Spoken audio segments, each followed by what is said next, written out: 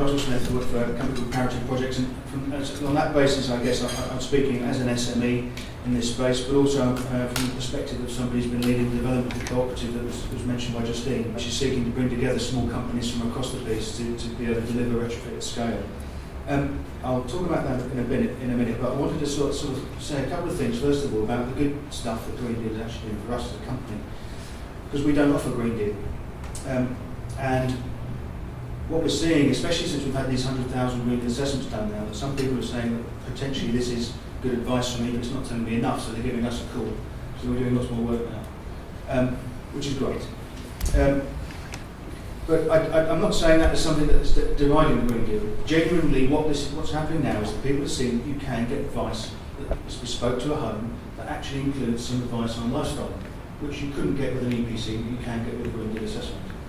Massively important. We're starting to tune the advice towards people, genuinely. But some people have got a bit more money and they're saying, well, Russell, can you come have a look at my house and I'll pay you more money to do that.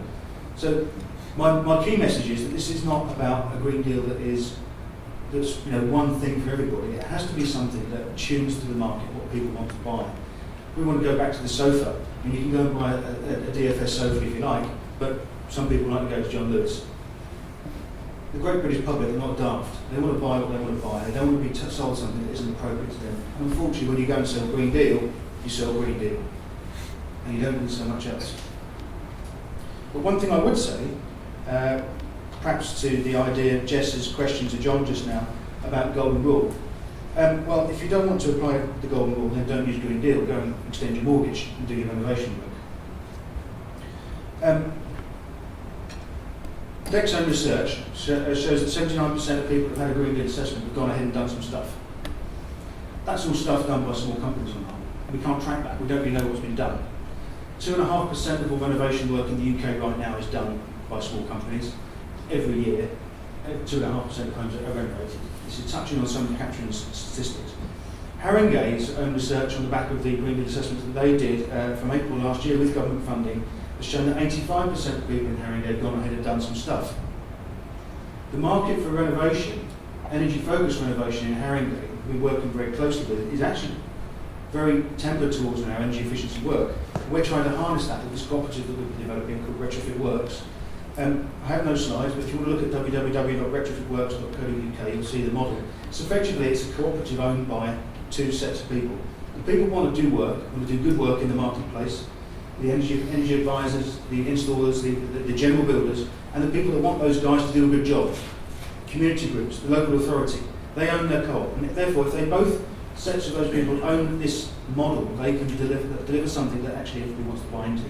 The big issue in all of this is trust.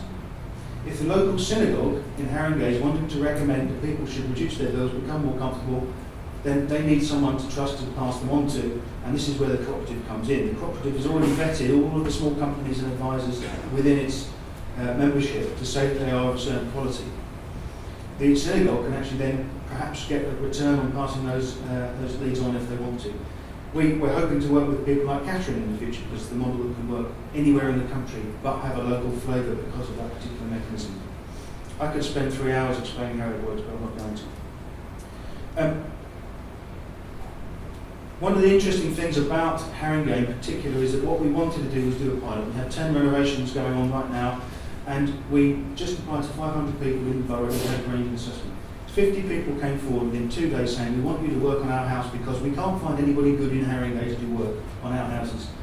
And they were ready to pay. We don't have to worry about eco. We know that we wouldn't get it anyway. So let's just get some stuff done with these people. They want to get it done. We're using those as test cases for other people to do it. Done by small companies who just want to learn. And this is the key message I would suggest on Green Deal. Make it a framework that small companies can work within, not necessarily have to be a subcontractor to a large organisation.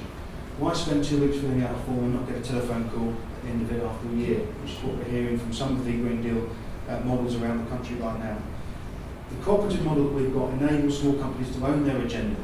It enables them to become genuine salespeople with a small s for the notion of retrofit when they've lifted the floorboard up, when they're doing the kitchen, when they're doing the roof. At this moment in time, I'll give you an example of my own home. I could not get Green Deal or Eco on my extension that I've just finished. I wanted to have external wall insulation on my home. I need a Green Deal assessment to do that, to access eco. Unfortunately, I couldn't have the Green Deal assessment until my extension was finished, because the EPC has to be taken into account the completed building. Therefore, I have had to build in thermal bridging into my house, deliberately, because Green Deal does not cope with that mechanism.